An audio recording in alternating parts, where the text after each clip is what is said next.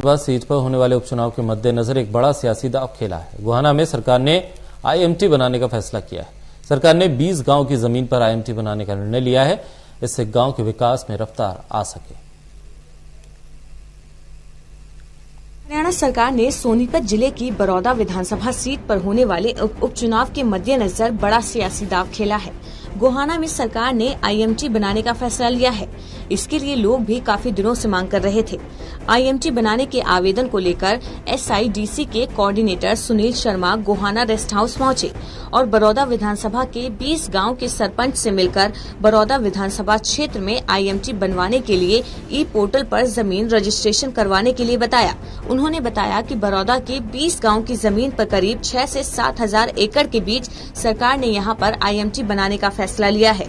इस बारे में एसएचआईडीसी के कोऑर्डिनेटर ने जानकारी देते हुए बताया कि सरकार का 20 गांव की जमीन पर आईएमटी बनाने का निर्णय है। पहले गोहाना क्षेत्र में आईएमटी के लिए एडवर्टाइजमेंट निकाली गई थी, जिसमें ज्यादातर बरौदा विधानसभा के गांव लगते थे। आज फिर 15 गांव और इसमें शामिल किए गए हैं। अब इसका नाम बरौदा गोहाना आईएमटी रखा गया है। ज्यादातर उन गांव की जमीन पर आवेदन मांगे गए हैं जहां पर कृषि कम होती है।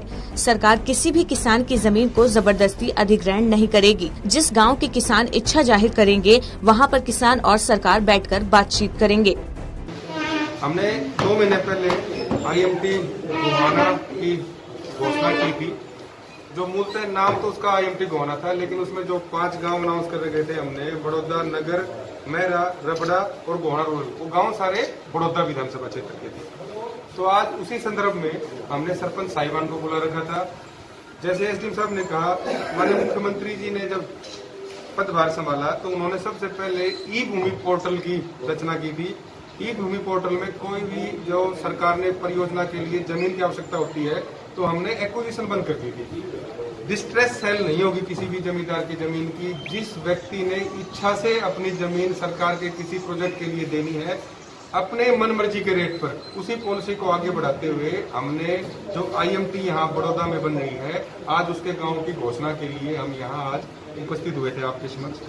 बताया जा रहा है कि बरौदा आईएमटी के लिए करीब 7,000 एकड़ की जमीन रिक्वायरमेंट करने के लिए ये प्रोजेक्ट रखा गया है। सरकार का कहना है कि आईएमटी बनने से यहाँ विकास ज्यादा होगा और इसके लिए सरकार ने गोहाना समेत 20 गांव की जमीन को इसमें शामिल करने का फैसला लिया है। इन गाँव को 45 दिन का समय दिया गया है।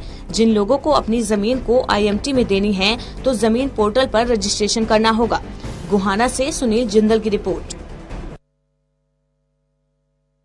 सरकार के नोटिफिकेशन की बात करना